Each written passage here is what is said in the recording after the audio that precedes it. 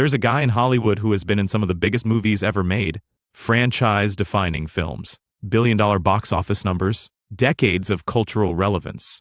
And yet, if you put him in a room full of people, he's usually the quietest one there. He doesn't dominate conversations. He doesn't perform.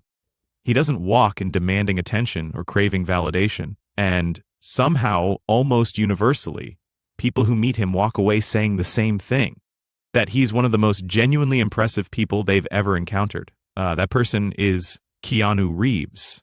And what's interesting about Keanu isn't his fame or his career. It's the way he carries himself. Because in a world that rewards loudness, he chose something different. He chose presence. He chose stillness. He chose quiet. And it turns out, quiet done right isn't weakness. It's one of the most powerful things a person can project. If you're an introvert, if you've ever felt overlooked in rooms where louder people seem to get all the attention and the credit, this is for you. Because the goal was never to become someone you're not. The goal is to understand what actually makes people respect you. And use what you already have. Here's how. 1. Stop apologizing for being quiet. The first and most important thing you need to do costs nothing and changes everything. Stop treating your quietness like it's a problem. Most introverts spend years internalizing the message that they need to be more outgoing, more talkative, more on. They walk into rooms already apologizing, not with words, but with body language. Shoulders slightly in, eye contact slightly down. A posture that says, I know I'm not the most exciting person here. And people read that, not consciously, but they feel it. And they respond to it by overlooking you, not because you're unimpressive, but because you've already told them not to look too closely. Keanu Reeves doesn't apologize for being quiet. He's not visibly uncomfortable with silence. He doesn't rush to fill space with noise just to seem engaged. He simply is fully, without excuse, and that ease with himself is magnetic. Respect starts with self-respect. And self-respect from the outside looks like someone who doesn't need to explain or justify their presence in a room. You belong there. Act like it. 2. Let your stillness do the work. Here's something nobody tells you. In a world full of people performing, stillness stands out. Think about any room you've been in. A meeting, a party, a networking event. Most people are in motion, physically fidgeting, constantly talking, laughing a little too loudly, checking their phones.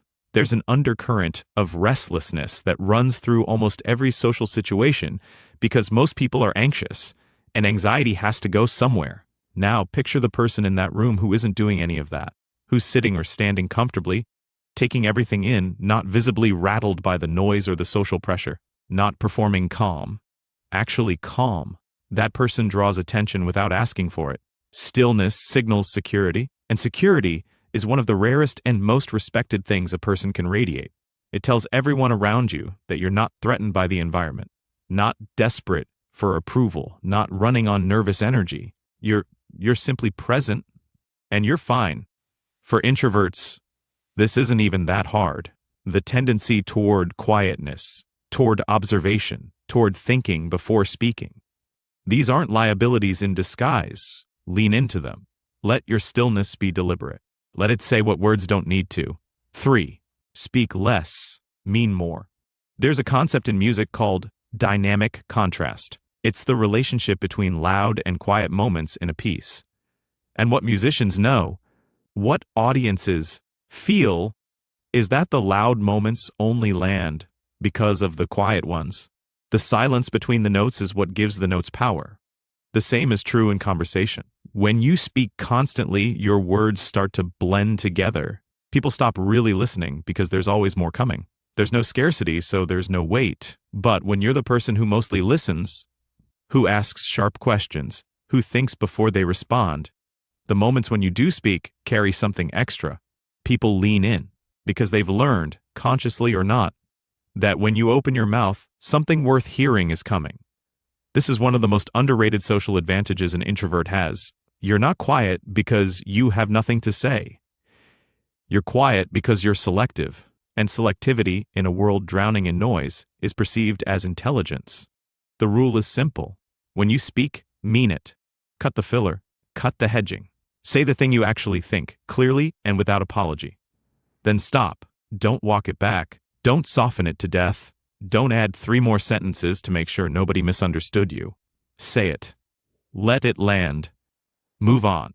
That kind of precision, that economy of words, is what makes quiet people memorable, not despite saying less, but because of it. 4. Make eye contact like you mean it. This one is small, but it's not. Eye contact is one of the most direct signals of confidence that exists. It says, I see you. I'm here. I'm not afraid of this moment. A lot of introverts, especially those dealing with social anxiety, tend to look away during conversations, at the floor, at their phone, at some undefined middle distance. And while this often comes from a place of genuine discomfort and not from arrogance or disinterest, it reads as evasiveness. It creates distance, and distance in social dynamics gets interpreted as either discomfort or indifference, neither of which earns respect. You don't need to stare anyone down.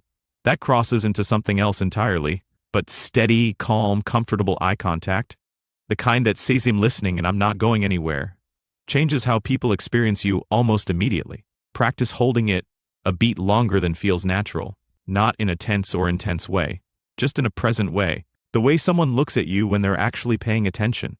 People remember being seen, and the person who sees them, really sees them, earns something that the loudest person in the room often doesn't. 5. Build a reputation through action, not announcement. Here's one of the loudest traps that quiet people fall into: trying to prove themselves verbally in the moment. Someone takes credit for your idea in a meeting. Someone talks over you. Someone assumes, based on your quietness, that you don't have much to offer. And the instinct is to correct that perception immediately, to speak up, to assert yourself, to make sure they know. Sometimes that's the right move. But here's the longer play. Keanu Reeves doesn't talk about what kind of person he is. He doesn't do interviews to defend his reputation or make sure the world knows his values. Instead, there's a slow and steady accumulation of stories, from CO stars, from crew members, from strangers he met once, all saying the same thing: that he showed up, that he was kind, that he remembered names, that he treated the PA the same way he treated the director. He built his reputation through consistent action over a long period of time. And that kind of reputation, earned, not declared, is basically unassailable because nobody gave it to him. He didn't campaign for it. It formed on its own, like sediment, from the weight of everything he actually did. Quiet people are often in a better position to do this than they realize, because you're observant. You notice things. You remember details. You follow through. These are the building blocks of a reputation that lasts, and people will respect someone whose track record speaks for itself far more than they'll respect someone who tells them to. Do the work. Do it consistently. Let the reputation follow. 6. Get comfortable with the pause. Most people are terrified of silence in conversation. The moment it appears, they rush to fill it with anything. Filler words, tangential stories, nervous laughter, because silence feels like failure, like something went wrong. But silence is actually one of the most powerful tools in any social interaction, if you know how to use it. When someone asks you a question, you don't have to answer immediately. You're allowed to pause, to actually think, to let a few seconds pass before you speak. This does 2 things. First, it usually means what you say next is better, more considered, more direct. Second, it signals that you're not anxious, that you're not scrambling, that you're comfortable enough in your own skin to let a moment breathe. Rushed answers feel reactive.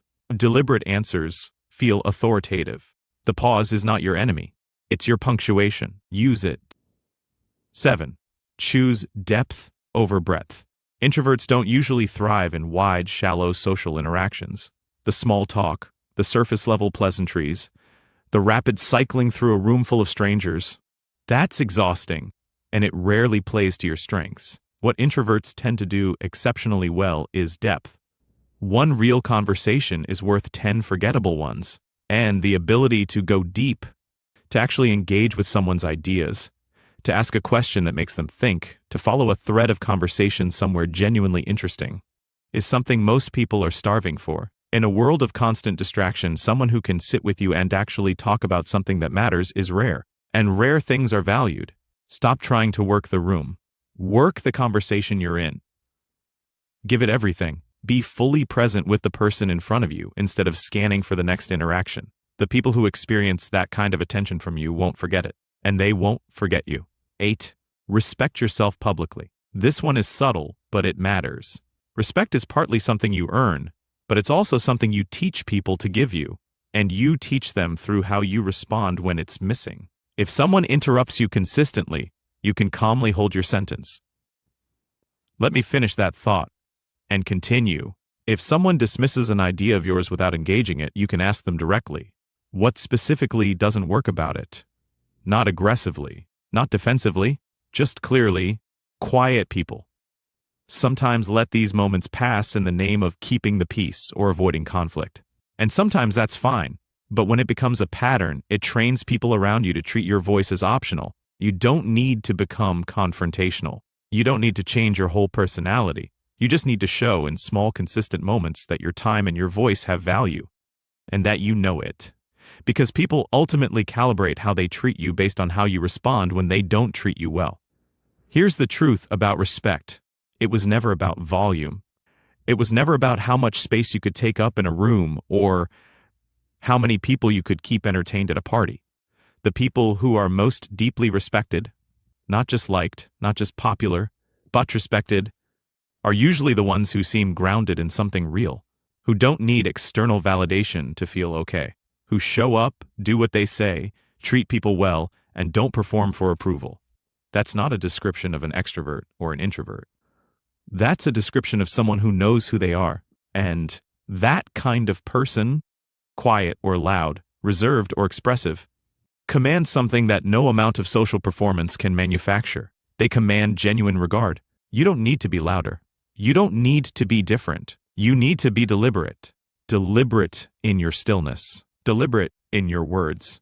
Deliberate in how you treat people and how you allow yourself to be treated.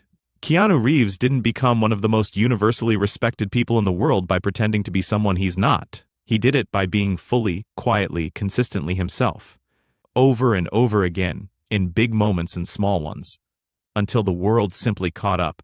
That path is open to you too. You just have to be willing to walk it at your own pace.